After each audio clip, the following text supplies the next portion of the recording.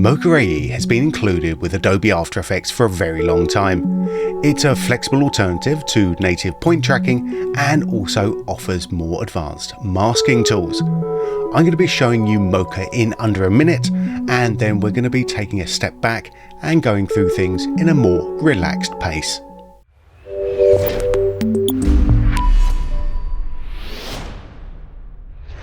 Apply Mocha AE to the clip and click on Mocha to go into the Mocha interface. Take a shape tool, draw around the area you want to track, choose your tracking options and track the clip through. Turn on the surface and position the points, exit and save. Back in After Effects, create track data from the layer made in Mocha. Choose what you want to do with it by selecting an export data type, what layer to put it on, hit apply, and boom, job done. Was that a minute? If that was a little fast, let's step through that a little bit slower. Here's our new clip. Add Boris FX Mocha AE as you would any other plugin. Then hit the very discreet Mocha button to launch the Mocha interface. If your viewer is set to anything except full quality, you'll get this message window pop up. You can either track it at proxy resolution, which can work rather well, or I can hit cancel and change my viewer to full quality. Hit the Mocha button again. This may be the first time you've started Mocha, so you'll see the register window.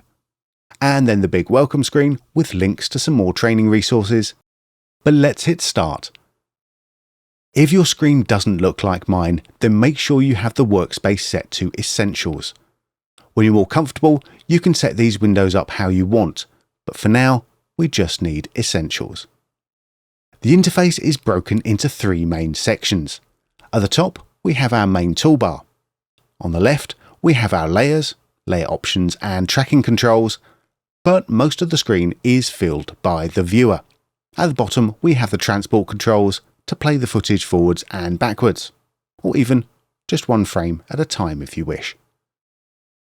We want to track this phone screen and insert something more interesting in there, but we don't have any explicit markers on the screen. Is that going to be a problem? Well, for normal point trackers, this probably would be. Point trackers need a clear and preferably unchanging area to track, something with sharp edges or high contrast. We don't have that, even with these nice corners. Likewise, we couldn't track this with After Effects Camera Tracker because the camera isn't moving. That would be better for shots with smooth camera movement and static objects. Trying the camera tracker on this shot gives us nothing. For this type of shot, Mocha is the perfect choice. At the top left, you'll see the basic toolbar. We're interested in these three buttons now. These are the ones that let us tell Mocha what we're interested in tracking. Let's choose the rectangular X-spline layer tool and draw our first shape. I want to track this screen, so doesn't it make sense to draw a shape around this whole area? Once I've finished drawing, the toolbar will go back to my arrow tool, or to say its proper name, the pick tool. I can reposition the control points and fit them around the screen area. When we're setting up the tracking shape, we need to think like Mocha does. Mocha is a planar tracker looking for coplanar movement within the shapes we create. If I include an area that doesn't move in the same way as the object I want to track, for example, this plant, then I'm going to get bad tracking data. I want to avoid that. But that doesn't mean we should always avoid the background. In the same way that too much salt ruins a dish, but a touch of salt is delicious, including a touch of the background is fine and may help the track. It helps to define the edges of our plane. So now we're ready to track.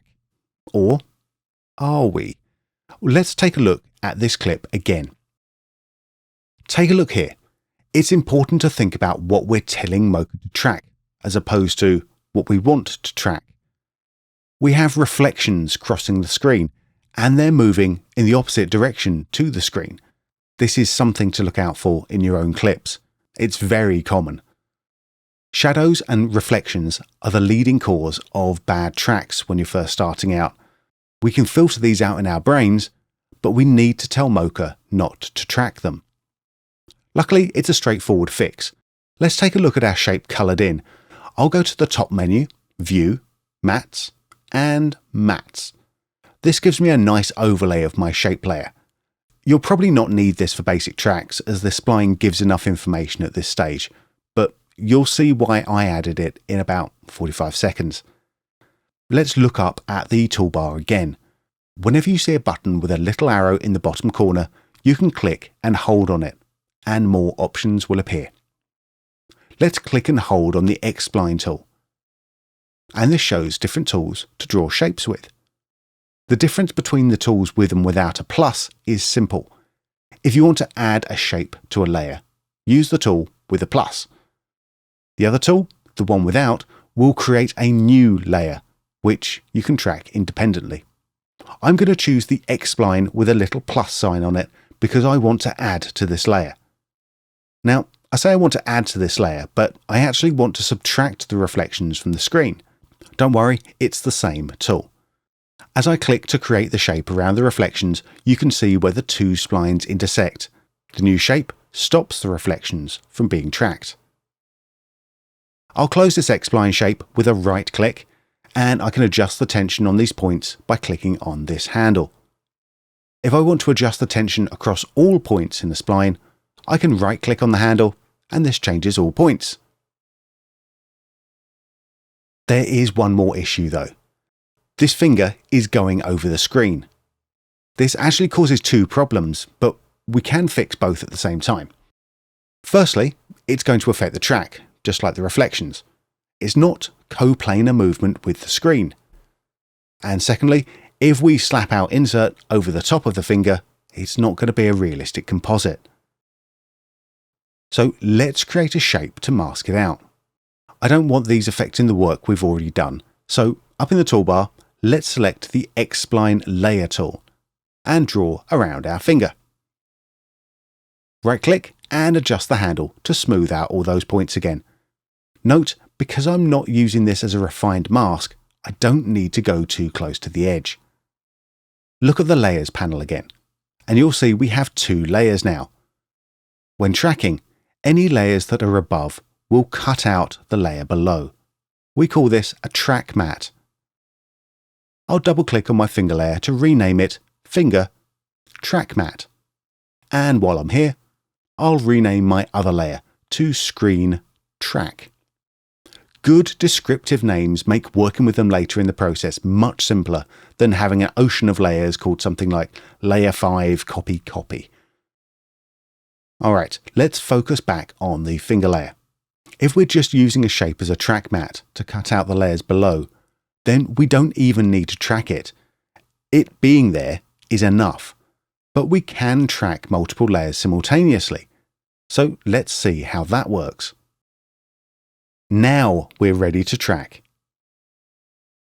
Take a look at the Track Motion options. This is where we choose the type of movement that Mocha is tracking. We can do a straight translation, which is position movement, or add in scale, rotation, skew, and perspective. It's also hierarchical, so if we track rotation, then we get scale for free. My screen is rotating in 3D here. Perspective is going to be the best choice. We have a video that breaks down this choice in more detail if you'd like to know more, as part of the Mocha Essentials course. My finger mask doesn't need perspective. I can just track up to rotation. I can now track this shot. I have track forwards and backwards arrows, and we don't need to start tracking at one end of the shot. We can start in the middle. You can tell these are tracking buttons because, like me, they have a little T in their tummies. You can see the timeline turning from red to blue. Blue means frames have tracking data. Red means they don't. Sometimes the tracking is going to fail. You may get a window pop up if it can't track the object. This usually happens if the object moves off screen or if extreme brightness or motion blur changes the shape too much. Or it can hang on to something it shouldn't, like when half the finger bends in this case. There are several things we can do here, more than we should actually cover in a quick start video, and that's why we have a full Mocha Essentials course too. For this shot though, because I'm using this just as a track mat, I'm going to track this forwards as much as I can and then just manually animate the rest. As long as our finger track mat covers the finger, it's going to do the job that we need to stop it affecting the important bit, which is the screen track. When it's finished tracking forwards, I'll move the playhead back to the start frame and track backwards. Some shapes come in and out of the screen, and you don't always have to track the full clip. Next to the Essentials tab is the Layer Properties. Here we can control the start and end frames for a particular layer. We'll be back here later too for something else. But for now, I'm going to select my finger mask, go to the first frame where it starts to impact the track, set my in point, and go to the final frame where it's off again and set my out point.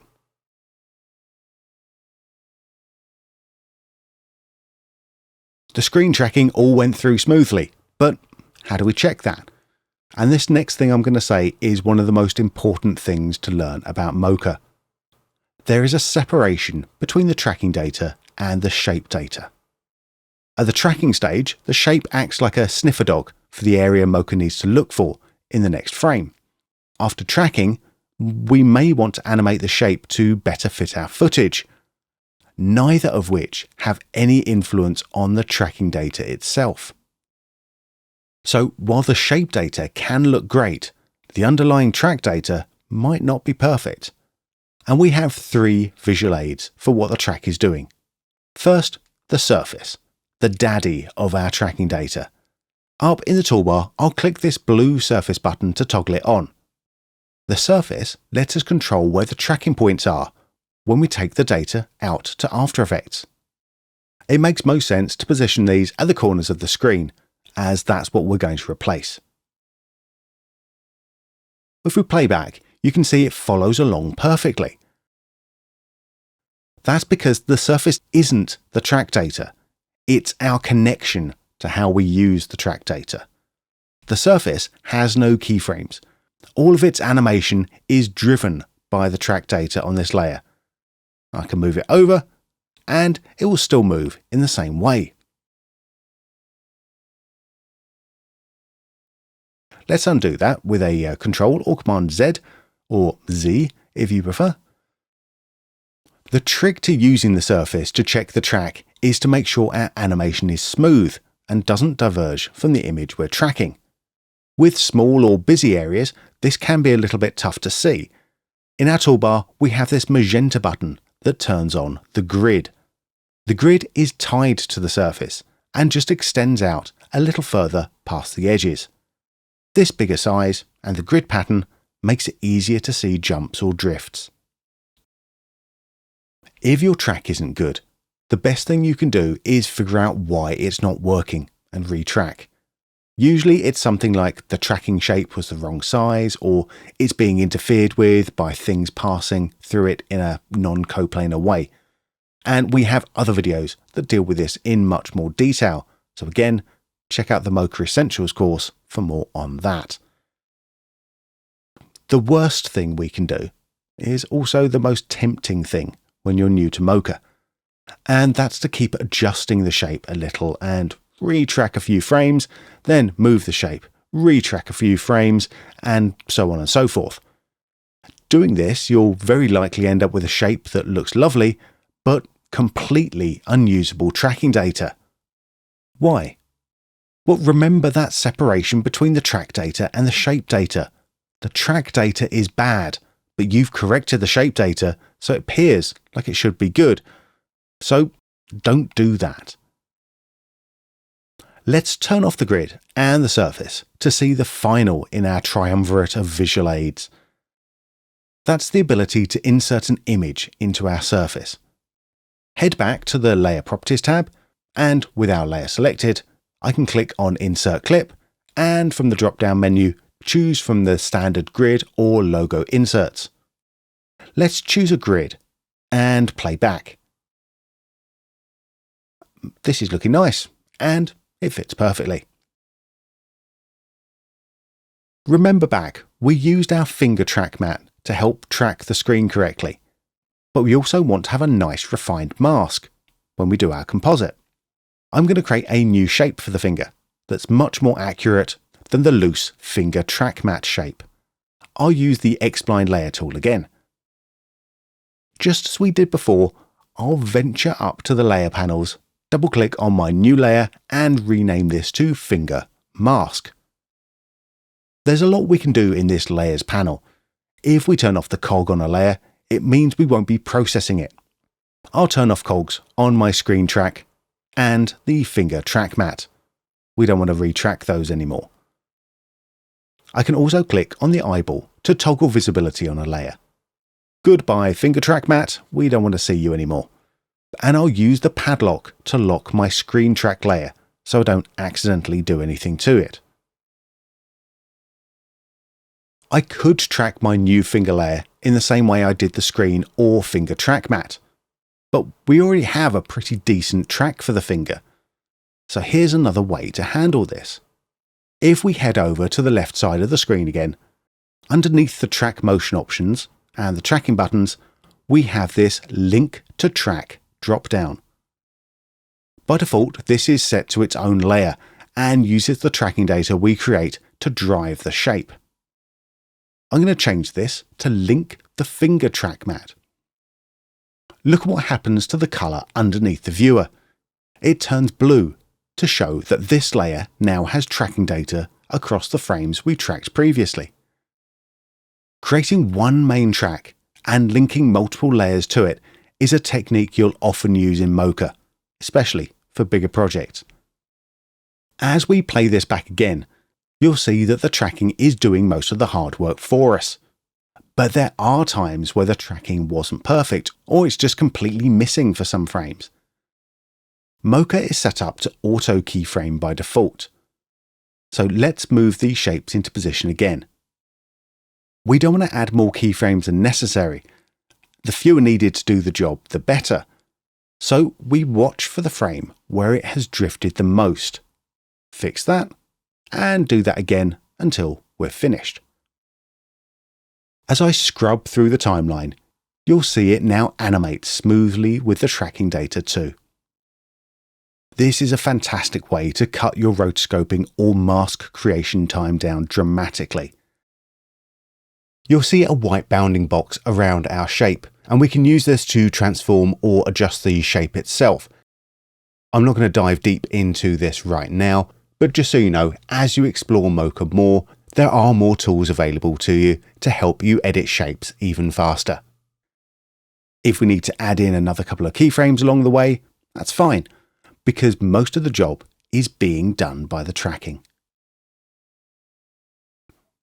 Now we have everything we need to finish this effect. We have solid tracking data, we have our surface set up in the right place, and lastly, we have a mask shape to use to hold the fingers in.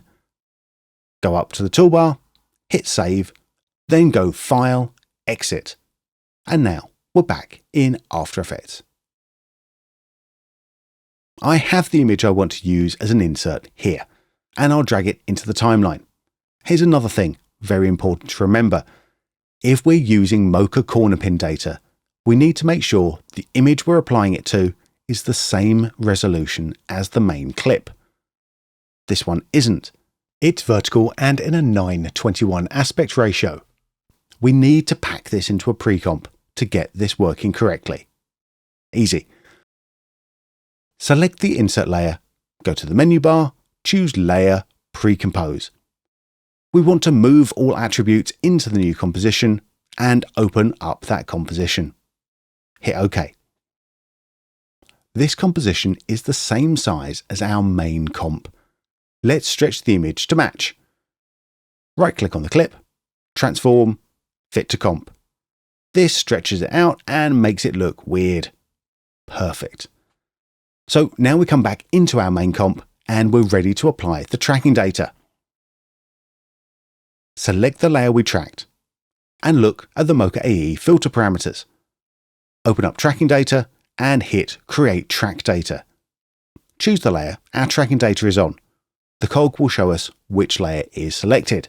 It's a good thing I named these so nicely, right? Let's select Screen Track and hit OK. Let's head down to the Export option drop-down, where we choose what type of data we want to use. I like having motion blur, so let's choose Corner Pin Support Motion Blur. Where do we want to apply this to? Let's set this up in the Layer Export To drop-down and choose the Insert Precomp. Finally, we hit Apply Export, and boom, our tracking data has been applied to the correct area. And because our insert layer is now the same resolution as our track data, when I RAM preview this back, it all lines up nicely. All that's left to do is cut out our fingers again. There are a few ways to do this, but let's just duplicate the main layer and place that over the top of the comp. Back in the Mocha AE parameters, I'll open up Matte. If I hit Apply Matte, it will bring back the areas where we have Mocha shapes. It doesn't quite look right yet, and that's because we have both finger and screen layers still visible in Mocha.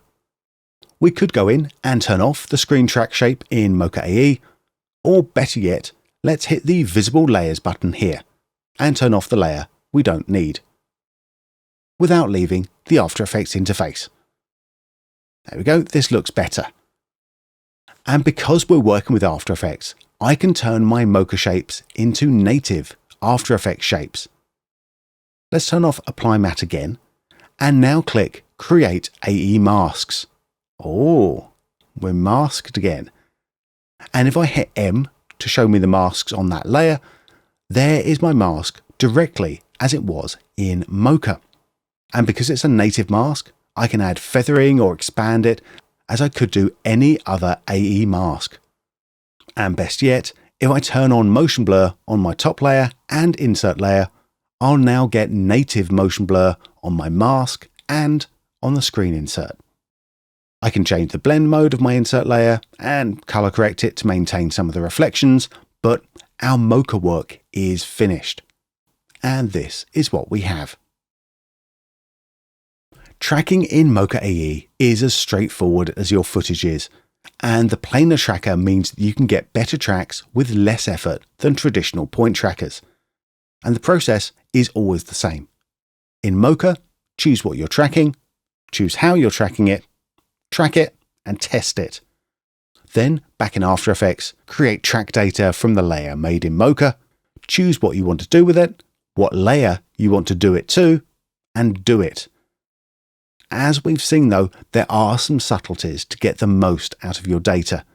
Now you've watched this through, download the footage and project from the link below and watch it again, trying it out for yourself. I guarantee you, the jokes are even better the second time around. If you want to become a Mocha master, then take a look at the Mocha tutorials we have available in the training area of borisfx.com, including the must-see Mocha Essentials course. Mocha Essentials breaks down everything you've seen and why things work, and what to do when they don't. Thanks for being here. My name is Ben Brownlee for Boris Effects, and I'll see you again in another Mocha tutorial very soon. Bye for now.